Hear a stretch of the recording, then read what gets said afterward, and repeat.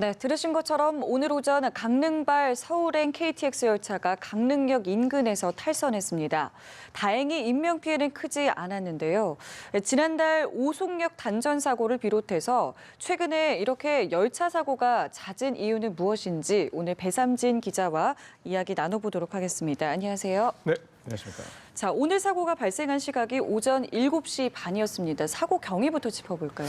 네, 사고가 발생한 것은 7시 35분쯤이었습니다. 강릉역에서 출발해서 진부역으로 향하는 도중에 일어났는데요. 당시 열차에는 승객 198명이 타고 있었습니다. 열차 열량이 모두 탈선했습니다. 예. 이 4번과 5번 열차 두 량은 이 T자 형태로 완전히 90도가 꺾여 있었고요. 철로도 한 200m가량이 파손이 됐습니다. 열차가 들이받은 전신줄은 완전히 휴지 조각처럼 변해버린 모습을 볼 수가 있었는데요. 예. 다행스럽게 인명피해는 크지 않았습니다. 이 사고로 15명이 다쳤는데 한 명은 아직까지 병원에 있고 14명은 퇴원을 했다고 합니다. 네. 당시 시속 100km가 약간 넘는 속도로 달렸다는데요. 어떤 이유에선지 브레이크를 밟고 멈춰섰다 이렇게 승객들은 증언을 하고 있습니다. 아찔한 상황에서 승객들이 이 의자를 꽉 붙잡으면서 이탈을 가까스로 막았고 일부 승객들은 좀 머리를 다치기도 한 승객들도 있었다 이렇게 전해지고 있는데요. 그 목격자들에 따르면은 출발 한 5분에서 또는 6, 7분 사이에 이 충격 때문에 급제동하는 소리가 들렸고 쿵쿵하는 소리가 한 3, 4차례 이어졌다 이렇게 말하고 있었습니다. 예, 오늘이 이제 주말 아침이었기 때문에 각자 다들 바쁜 일정이 있었을 것 같은데요. 사고 수습은 어떻게 진행이 됐습니까? 네, 사고가 발생하고 나서 현장에는 구조대원들이 도착해서 승객들을 바깥으로 옮겼습니다. 네. 그러니까 코레일 측도 승객들을 버스를 통해서 진부역까지 이동시킨 뒤 다른 KTX를 이용할 수 있도록 조치를 했는데요. 승객들 조치가 이제 9시 15분쯤 완료가 됐으니까 사고가 난 이후 1시간 반 동안 진행이 됐습니다. 그동안 이제 날씨가 너무 추워서 승객들이 굉장히 추웠다 이런 말을 하고 있는데요. 예. 이후에 코레일 직원 250명과 중장비가 투입이 돼서 열차 수습 작업이 현재까지 8시간째 진행이 되고 있습니다. 예. 국토부와 코레일 등이 이제 긴급 복구 작업을 진행 중인데 강릉역까지 열차가 정상 운행되려면은 오는 10일 월요일쯤은 돼야 될 것 같습니다. 월요일이요. 네. 예.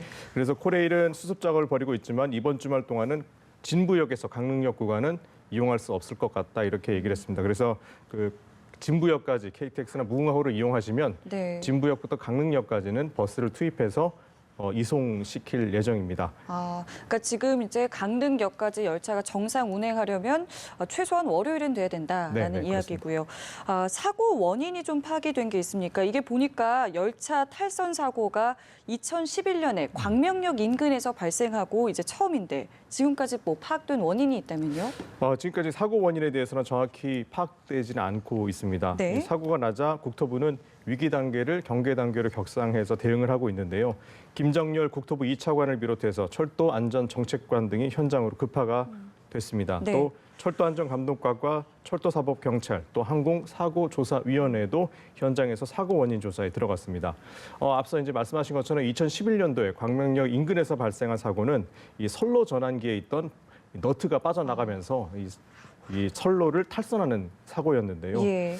현재 사고는 정확한 원인은 드러나지 않았지만 일단 현장에서 들리는 소리에 따르면 예? 오늘 갑자기 날씨가 추워져서 철로가 얼면서 선로가 끊어진 상태가 있지 않았겠느냐 이렇게 조심스럽게 추정을 하고 있습니다. 네, 보다 정확한 사고 원인에 대해서는 이제 계속 나올 것 같은데 사실 최근 3주 동안 열차 사고가 무려 10건이나 발생을 했습니다. 때문에 왜 이렇게 계속 끊이지 않고 사고가 나느냐에 대해서 당연히 좀 이야기를 해봐야 될 것 같거든요. 네, 이 사고가 처음 이제 발생한 게 근래 들어서 지난달 19일 날 발생을 했습니다. 서울역에서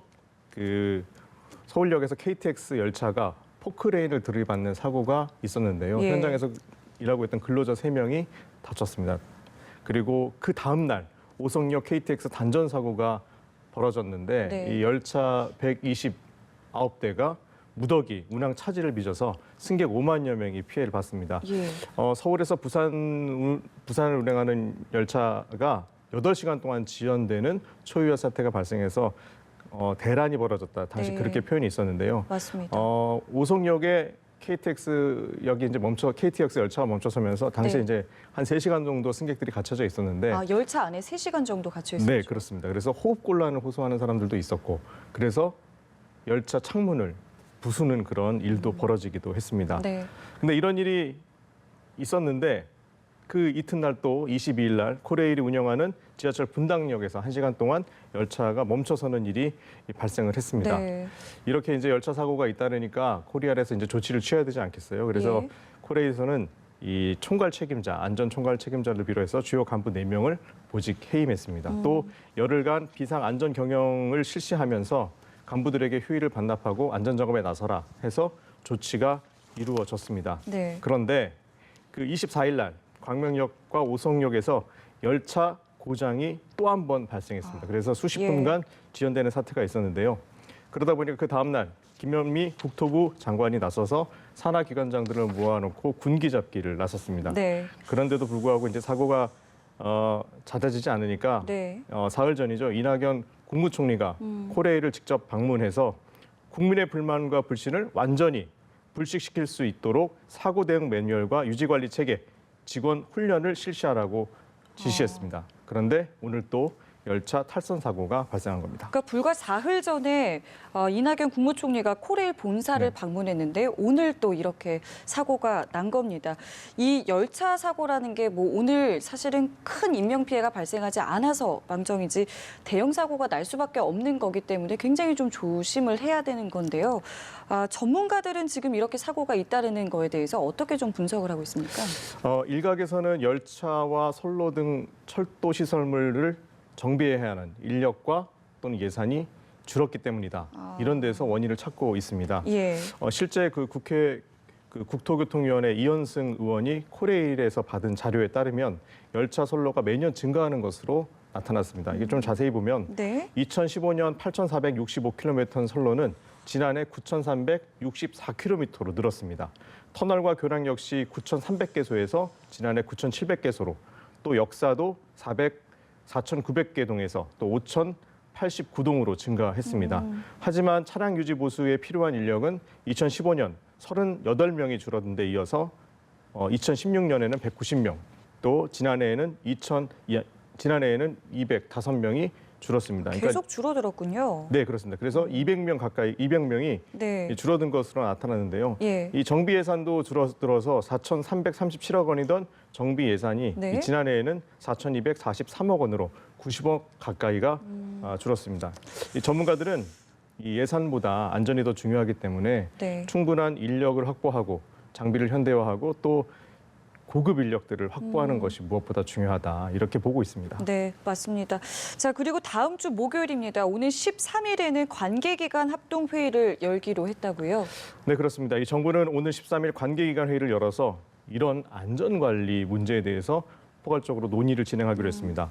행정안전부는 13일 김부겸 장관 주재로 15개 중앙부처 그리고 17개 시도부 단체장이 참여한 가운데 회의를 열어서 국민생활과 밀접한 시설의 안전관리 대책을 모색하겠다, 이렇게 밝혔습니다. 네. 이 자리에서는 열차 사고뿐 아니라 이 최근에 있었던 KT 아현지사 통신구 화재, 또 네. 고양 백석동 온수관 파열 사고 등 이 기반 시설 사고와 관련된 대책들을 포괄적으로 논의할 것으로 보이는데요.